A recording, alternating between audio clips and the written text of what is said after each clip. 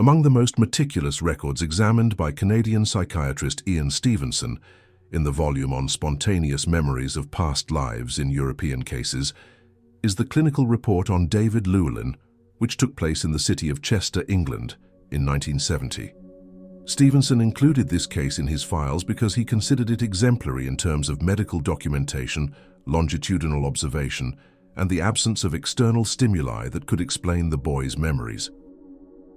It is one of the few British cases continuously monitored by health professionals and subsequently verified against the criteria Stevenson established in his comparative methodology. David was born in 1964 to Peter and Margaret Llewellyn, both teachers at a local public school. The family lived in a modest house typical of the post-war English middle class near the Roman walls of Chester. The home was stable and educated, but entirely devoid of military subjects. Neither parent had served in the armed forces, nor were there books, toys, or television shows in the house related to aviation or the Second World War. The first record of anomalous behavior dates back to March 1970, when David, then 6 years old, began to show nightly panic attacks, accompanied by disjointed phrases in English and occasionally in a language his mother described as French-sounding. In the clinical notes kept at the Countess of Chester Hospital, the family doctor, Dr. E. Harold Pennington, described the boy as physically healthy, clear-headed, but a carrier of unusual narrative memories with a strong visual and auditory component. During one of the consultations, Pennington asked the boy what was making him wake up in fright. David answered calmly, "The engine failed, I saw the sea, I crashed." The doctor, believing it was a recurring nightmare, suggested observing the case for a few weeks. However, new manifestations occurred, this time accompanied by drawings of airplanes, models later identified by a military historian as resembling the Supermarine Spitfire used by the Royal Air Force between 1939 and 1945. According to the records, the most impressive aspect was the precision with which the boy described the onboard instruments. He spoke of stuck flaps, broken altimeter panel, and mixture control. Dr. Pennington was fascinated, noting that the terminology used was incompatible with the child's age and family environment. Margaret Llewellyn later stated in an interview with researchers from the University of Liverpool that they had never seen David with any material about airplanes. "He spoke like someone who had actually been there," she stated. In April 1970, the case became known to the British associates of Stevenson, who was already internationally recognized for his reincarnation investigations, documented in over 2,000 occurrences. Stevenson's interest in this case was mainly due to the quality of the medical records and the neutrality of the home environment, which ruled out the possibility of parental induction or external influence.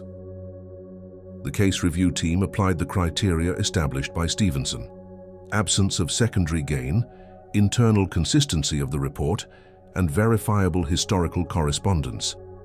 David showed no propensity for fantasy or seeking attention for his accounts. On the contrary, he felt embarrassed when the subject was brought up. From then on, the Llewellyn case was treated as a study of spontaneous memory, with a possible reincarnational basis, becoming part of the corpus of European evidence compiled by Stevenson between the 1960s and 1980s. The psychiatrist himself noted in a letter to Dr. Pennington that the boy's cognitive manifestations are consistent in structure and complexity with those described in well-documented Asian cases, albeit with an entirely different cultural context. What followed was a clinical and historical investigation that brought together doctors, psychologists, and aviation historians, all confronted with the same question. How could an English boy, born 20 years after the end of the Second World War, describe the death of a pilot shot down over the English Channel with technical and emotional precision? In the weeks following the initial clinical observation, Dr. Harold Pennington decided to record every session with the boy in detail. The procedure followed the model of an extended anamnesis, including neutral questions about David's dreams, games, and spontaneous thoughts. The goal was to understand whether the memories emerged in an induced way or if they were accompanied by characteristics of autobiographical memory, something Ian Stevenson described in his studies as a persistent cognitive impression of a former identity. During the second consultation, Pennington asked David to draw the place where it all happened. The boy naturally sketched a detailed cockpit, indicating the position of gauges and levers. He named one by one elements that would only be known to someone with aviation training: altimeter, fuel gauge, oil temperature gauge. When the doctor asked who taught him that, David replied, "Nobody, I already knew it was in the other body." This answer, noted verbatim in the report, dated April 14, 1970, became one of the central points of the subsequent investigation. With the parents' consent, the case was shared with the interdisciplinary research team at the University of Liverpool, which was collaborating with Ian Stevenson's studies to analyze European cases at the time. The researchers, including psychologist Dr. Alan Brooke, decided to apply projective tests and language recordings to verify the consistency of the reports. Brooke observed that when asked to describe the accident, the boy changed his vocal tone and adopted an accelerated breathing pattern, similar to a post-traumatic stress reaction. He describes the event with technical precision, but with the emotional burden of someone who experienced it, the psychologist wrote in his report. The audio recordings preserve phrases that were later translated and compared to radio jargon used by British pilots in World War II. In one passage, David said, "Mayday, mayday, flame left, controls gone, bailing out." Expressions identical to those used in emergency messages between 1939 and 1944. The boy had never had contact with historical recordings of this type, nor did he know the precise meaning of the words. From that point on, the investigators sought historical correspondences that could support the hypothesis of a truthful memory. Stevenson had always insisted on the importance of this data cross-reference. The memory, to be considered potentially authentic, had to be documentarily verifiable. The University of Liverpool team consulted Royal Air Force records of pilots shot down over the English Channel, looking for cases involving engine failure and incomplete bailout attempt. In June 1970, they identified a corresponding entry, that of Lieutenant David McAllister, a native of Cardiff, killed in combat on September 15, 1941, when his Spitfire fighter was hit during a coastal patrol flight. The pilot crashed into the waters near Calais, France, exactly the region the boy Llewellyn had spontaneously described in his drawings. Details such as the failure of the left engine and the fire on the fuselage matched the technical report of the time. When confronted with a photo of McAllister's squadron, the boy reacted subtly but with certainty. He pointed to the pilot's image and murmured, "That's strange. He looks like me, only older." The episode was videotaped by the university team. The parents, skeptical until then, began to admit that the correspondences went beyond the realm of imagination. Margaret wrote in a letter dated July 3, 1970, "I can't explain what's happening. He talks as if he remembers something real but impossible." The medical records indicate that the boy showed no psychotic or dissociative symptoms, maintaining a normal cognitive development for his age. Stevenson noted in a margin when he received the dossier, "The report pattern is consistent with spontaneous memory of a former personality, not induced, repetitive, and detailed, as verified in other authentic cases." From that moment on, the Llewellyn case was formally incorporated into Stevenson's archive of European reincarnation research and was later cited in scientific conferences and in his collection published during the 1970s. In August 1970, the preliminary results of the investigation into David Llewellyn were forwarded to Ian Stevenson, who was then a professor and director of the Division of Parapsychology at the University of Virginia. The material included audio recordings, drawings, medical reports, and the summary of the correlations between the content of the memories and the Royal Air Force records.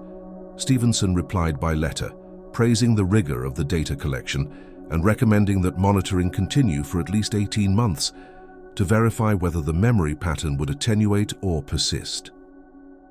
The letter, preserved in the University of Liverpool archives, contains an observation characteristic of his method.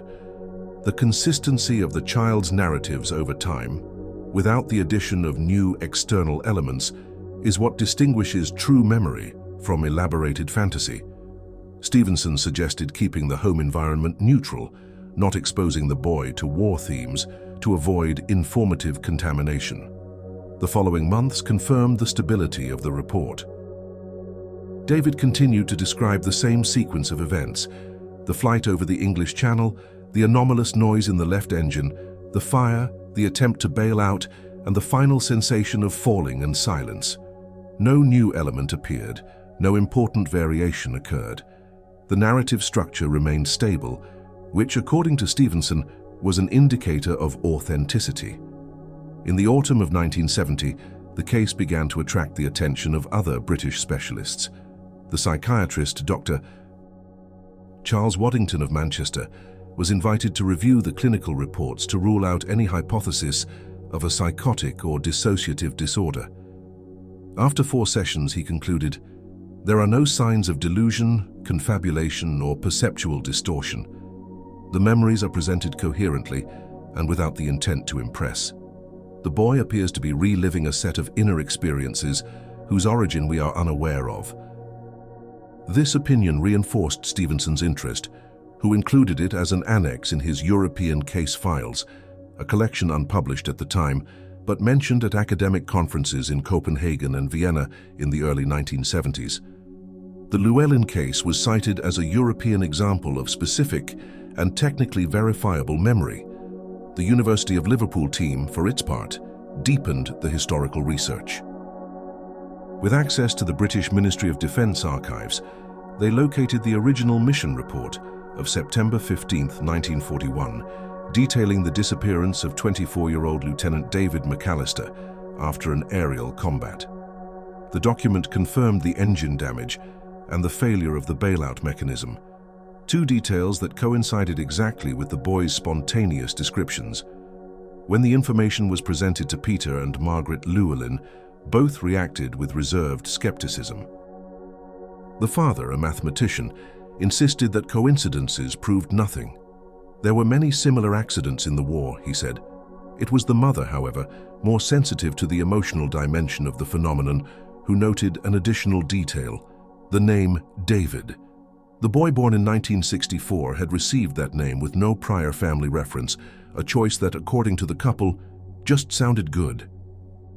The homonymity between the son and the deceased pilot intrigued even the most cautious investigators. In one of the last sessions monitored by Dr. Pennington, David described an additional episode. He said that there was a big man with black gloves who waved before takeoff, and that the wind was blowing from the west. These details were later confronted with a flight logbook found in the RAF archives, in which McAllister had noted on the day of the accident, "Waved to Jim, the ground mechanic, before takeoff. West wind, good visibility." The precision of these correspondences led the team to adopt the term used by Stevenson, documented parallel memory, to designate cases where the child's subjective reports were confirmed by external historical data. In a later letter, Stevenson emphasized, "The Llewellyn case constitutes a rare European example of the empirical correspondence between spontaneous memories and verifiable records. As in Asian cases, the cultural factor does not explain the content. The boy had no access, motivation, or context to acquire this knowledge through ordinary means." Even so, the doctor remained cautious. He avoided drawing metaphysical conclusions, limiting himself to what he called documented anomalous fact, an expression that well captured his scientific rigor. For him, the case did not prove reincarnation, but it pointed to the existence of a memory phenomenon whose origin exceeded the known models of psychology. While the report circulated among specialists, little David continued his school routine in Chester, apparently unaffected by the resonance of his case. The memories, however, would continue to accompany him for years and would re-emerge with unexpected intensity at certain moments. In 1971, David Llewellyn continued to be monitored by doctors and researchers at the University of Liverpool, following Ian Stevenson's instructions. The goal was to observe the persistence of the memories and assess whether the boy would suffer any psychological impact from the sessions. Reports indicate that, despite the recurring memories, David maintained good school performance, cooperative behavior, and no symptoms of anxiety or sleep disorders. The clinical meetings took place every 2 weeks, always in a neutral environment, free of visual stimuli that could evoke war imagery. In one of these sessions, psychologist Dr. Alan Brooke asked David to once again describe the moment of the crash. The boy fell silent for a few seconds, took a deep breath, and said, "The fire came from the left. I tried to maintain control, but there was too much smoke. After that, only the water, and everything went dark." The clarity with which he narrated, with no exaggerated emotion or sign of invention, impressed those present. According to Report No. 1971, Brooke observed that the content of the statements remained stable, with no fanciful deviations, one of the criteria defined by Stevenson for authenticating cases. The boy does not change his narrative over time and does not seek attention with it, the psychologist wrote. The parents, however, began to feel the burden of public curiosity. Some neighbors, hearing rumors about the boy who remembered the war, posed embarrassing questions. The father, Peter Llewellyn, asked the school to keep the case confidential. The mother, more sensitive to the emotional dimension of the phenomenon, maintained constant contact with Dr. Pennington and the Liverpool researchers, reporting every new spontaneous utterance. In March of the same year, David surprised his parents by asking for an unusual birthday present. He wanted to visit the place by the sea where I crashed. The request was interpreted as mere childhood curiosity, but according to Margaret, her son's persistence in going back to the channel lasted for months. This fixation on specific locations is mentioned by Stevenson in his volume European Cases of the Reincarnation Type as a recurring pattern. The child shows an emotional attachment to a geographical region linked to the alleged former memories. An additional fact drew the attention of the researchers. During a visit to the RAF Museum in London, discreetly organized by Alan Brooke, David approached a restored Spitfire model and, without any prior instruction, pointed to the control panel, correctly identifying instruments and functions. "This one would sometimes jam. The fuel gauge didn't go up properly," he commented, pointing to the main indicator. The museum guide accompanying the group confirmed that the exhibited model had exactly that defect in the original prototype. Back in Chester, the boy stopped talking about the subject for several weeks. Margaret wrote in her diary, "He seemed at peace, as if something had been concluded." Later records show that the memories became increasingly sporadic in the following months. Stevenson observed this phenomenon in several cases. As the child grows, the former memories tend to attenuate and be gradually replaced by the experiences of the current life. In a correspondence from September 1971, Ian Stevenson commented, "The Llewellyn case continues to be one of the best documented in Western Europe. Its relevance lies not only in the factual similarity with historical records, but also in the emotional and cognitive stability of the subject, which reinforces the authenticity of the experience." At the end of that year, the clinical reports were closed. Dr. Pennington maintained only the routine pediatric follow-up. The boy resumed a normal childhood, although, according to family accounts, he still showed a lasting curiosity for aviation and an unusual composure when talking about death. The case, consolidated and archived according to Stevenson's standards, would later be reviewed and included in the studies that supported the hypothesis of a memory of a former personality in the European context, marking the investigation of David Llewellyn as one of the best documented and most cautiously analyzed episodes of the 20th century. In January 1972, the reports on the David Llewellyn case were finally organized into a complete dossier. The University of Liverpool sent copies to the Division of Parapsychology at the University of Virginia, where Ian Stevenson was conducting his series of comparative studies on past life memories. The material included interview transcripts, drawings, psychological tests, and a precise chronology of the childhood memory manifestations between March 1970 and December 1971. The compilation of the dossier was accompanied by careful work of documentary validation.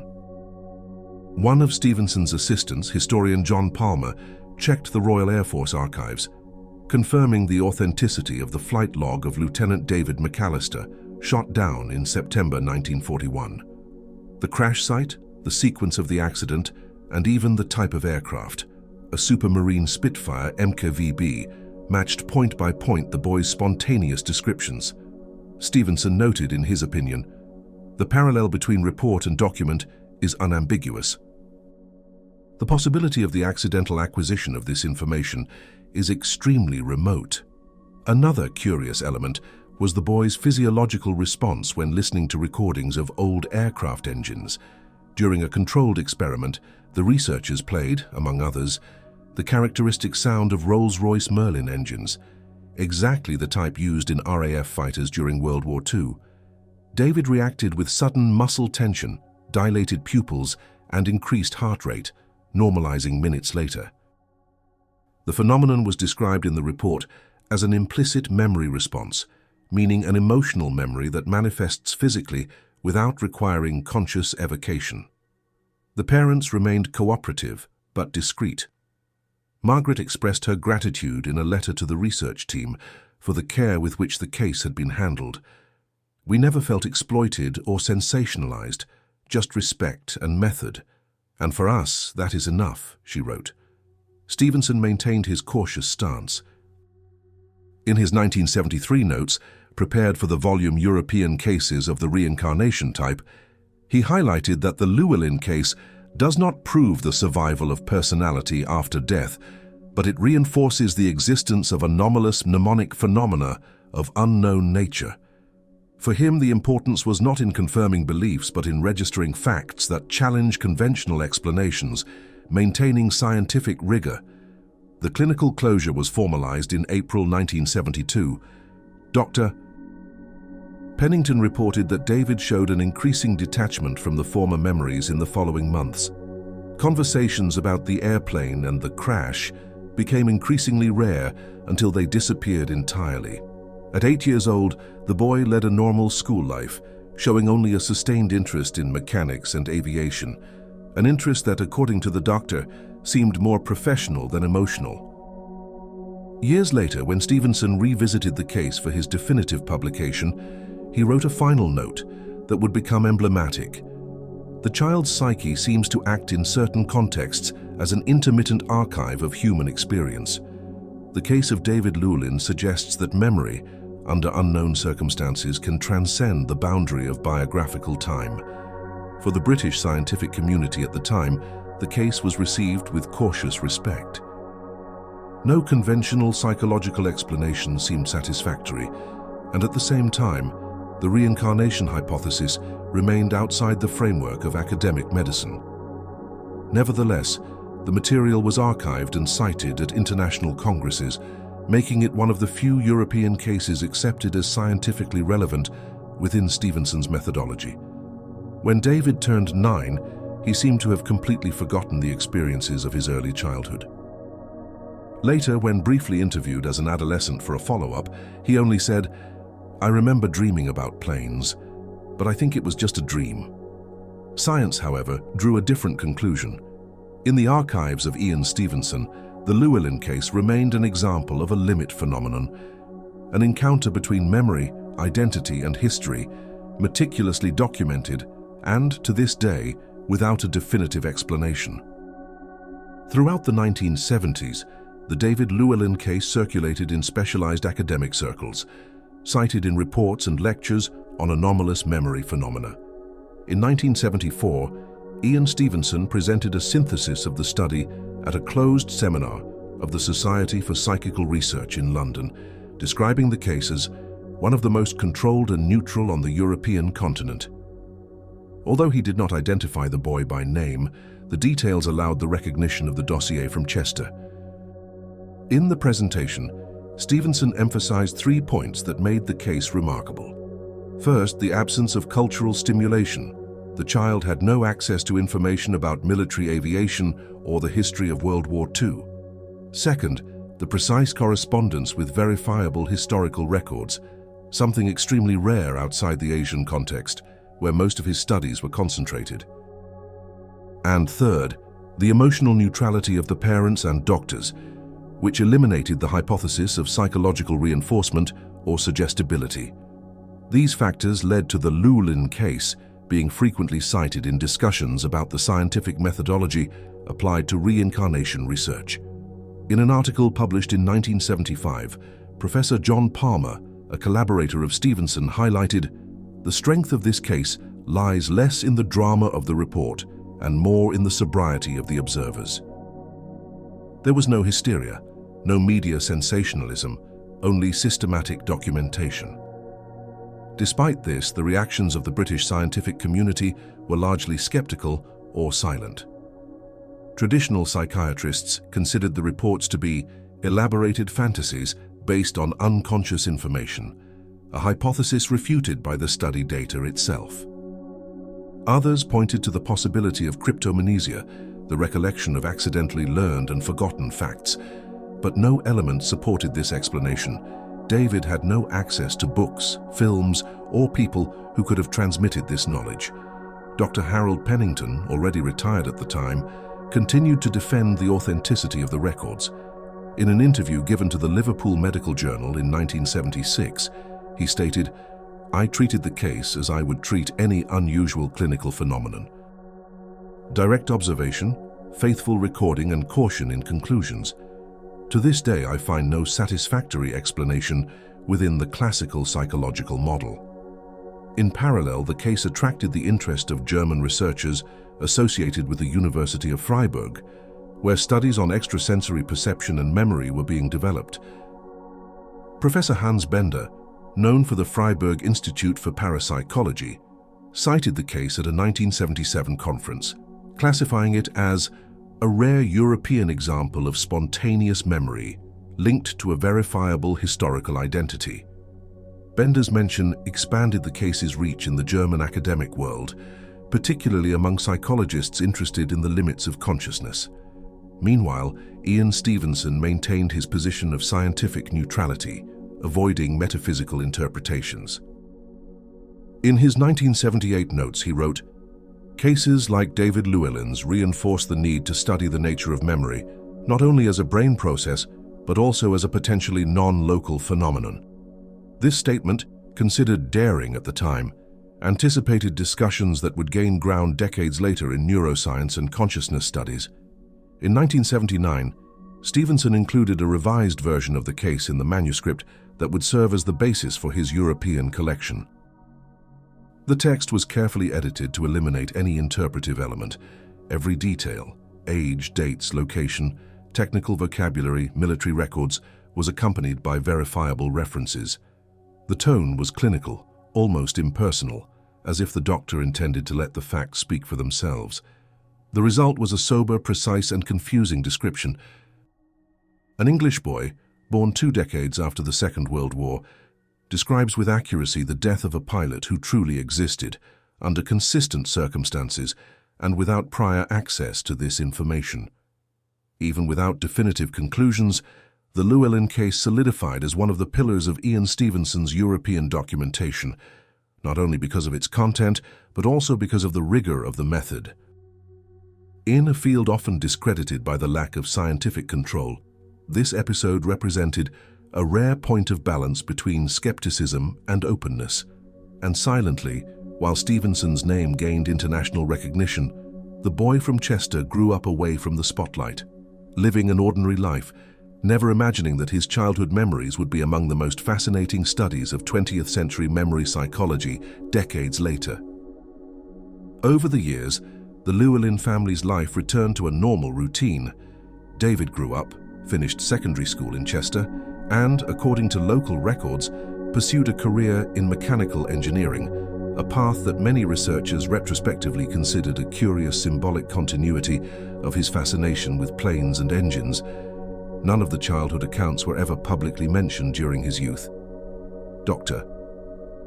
Harold Pennington, already elderly, maintained occasional correspondence with Ian Stevenson, reporting that the boy, now a young adult, showed a balanced personality and no signs of mental disorder.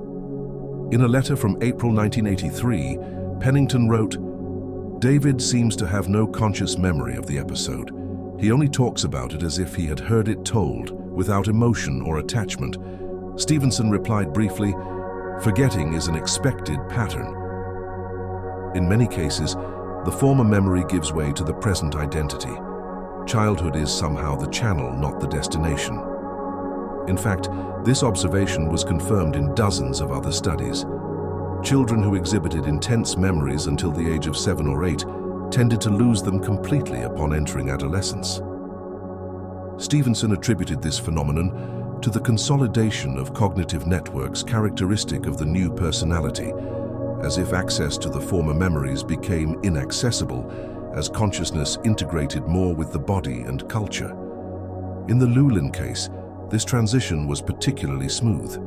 The parents never encouraged the topic, and David, already an adolescent, preferred not to discuss the subject. An isolated episode recorded in 1984, however, briefly rekindled the researchers' interest. During a school field trip, the transition in the Llewellyn case was particularly calm. The parents never encouraged the subject, and David, already an adolescent, preferred not to discuss it. However, an isolated episode recorded in 1984 briefly rekindled the researchers' interest. During a school trip to the Normandy coast, David showed visible agitation as he approached the cliffs of Calais, where Lieutenant McAllister had been shot down 4 decades earlier. According to the teacher accompanying him, the young man stood silently before the sea for long minutes, muttering something unintelligible. Afterward, he walked away and refused to comment on the reason for his emotion. This small episode was communicated to Dr. Pennington, who noted, "Possible partial reactivation of the implicit memory, probably unconscious." There were no further developments. Shortly thereafter, the doctor passed away, and the original files remained in the custody of the University of Liverpool. When Ian Stevenson revisited his archives for a conference in Cambridge in 1987, the Llewellyn case was cited again, this time as an example of the spontaneous resolution of former memories. Stevenson observed, "The memory that disappears naturally seems to follow its own psychological logic. It fulfills a temporary function, perhaps one of emotional integration. Once fulfilled, it fades." At the same conference, the Canadian doctor highlighted a rarely discussed aspect, the absence of lasting trauma. While children in some Asian cases showed phobias related to the circumstances of the former death, David showed the opposite: composure in the face of planes, no fear of heights, and a genuine technical interest. This behavior, according to Stevenson, suggested that the content of the memory had become learning rather than conflict. In the following years, the case continued to be sporadically cited in academic publications, always discreetly, without speculation. The methodology of observation and the neutrality of those involved ensured that the dossier remained a reference for scientific integrity. In 1990, the name David L. appeared anonymized in the appendix of Stevenson's book on European cases, preserving the family's privacy. Today, the original file, with recordings, drawings, and handwritten notes, is part of the University of Virginia collection, where it continues to be studied by researchers in memory psychology and consciousness sciences. And although David never claimed a connection to the World War II pilot, the case remains, for the history of science, one of the clearest examples of spontaneous, documented, correlated, and naturally extinguished memory. In Stevenson's view, summarized in a sentence that concludes the European chapter of his studies, the phenomenon is rare. But when it occurs, it challenges the notion that the mind is only what the brain produces, pointing to a dimension of memory that extends beyond the physical body and remains a mystery that science has not yet understood. Some memories are not born to last, only to remind science that not everything that is forgotten ceases to exist. In the early 1990s, when Ian Stevenson was already widely recognized in the international academic world, the David Llewellyn case gained new momentum among European researchers interested in standardizing investigation methods. Stevenson began using the Chester case as a model for a controlled study. an example of detailed clinical documentation, longitudinal observation, and verifiable historical correlation. In his seminars at the University of Virginia, the doctor frequently cited the episode to demonstrate how reincarnation research could follow scientific parameters without having to resort to belief. He stated that the discipline should not prove the spiritual, but describe the measurable. The Llewellyn dossier was a demonstration object in this context, a case where all environmental, familial, and cultural factors had been carefully monitored and ruled out as possible causes of the phenomenon. In 1993, researcher Emily Cook, a direct collaborator of Stevenson, re-examined the original material and published a technical analysis in the Journal of Scientific Exploration. In the article, she classified the case as one of the most robust examples of spontaneous European memory, highlighting the precision of the aviation details and the absence of informal contamination. Cook also noted that the technical vocabulary used by David at the age of 6 matched aviation manuals that had only been declassified in 1969, thus inaccessible to the public when the boy began talking about the subject. Throughout that decade, the case also drew the attention of scientists at the University of Freiburg in Germany, who compared the Llewellyn dossier with reports of German children claiming to remember World War II under different identities. In 1995, psychologist Thomas Rabach published a comparative study titled Gedächtnis ohne Herkunft, Memory Without Origin, highlighting the structural similarity between the English case and contemporary German cases, specific war-related memories that appeared in children without prior exposure to the subject. According to Rabach, the Llewellyn case demonstrated the existence of an unexplained mnemonic phenomenon that manifests with the same characteristics in different cultural contexts. This finding reinforced the transnational value of Stevenson's observations, who had always insisted that reincarnation, if real, would have to exhibit universal manifestation patterns. As the scientific discussion broadened, David himself, now an adult, remained completely distanced from the subject. He worked as a mechanical engineer in Manchester and declined interview requests, stating he had nothing to add. His parents died in the 1990s, leaving few records besides the correspondence with Dr. Pennington and the diaries that had been handed over to the Liverpool team. In 1998, Stevenson briefly mentioned the case again during a symposium in Vienna, classifying it as an exemplary episode due to the absence of exaggeration. He emphasized that the rigor of observation applied by the English doctors should serve as a model for future studies. Precise description, neutral language, and documentary verification before any interpretation. This methodological stance later became one of the hallmarks of his work. When Stevenson died in 2007, the Llewellyn case was remembered in academic obituaries as one of the examples that summarized his scientific approach. Respect for the facts, balanced skepticism, and fidelity to the clinical record. A paragraph from his last manuscript found among his notes reinforced this philosophy.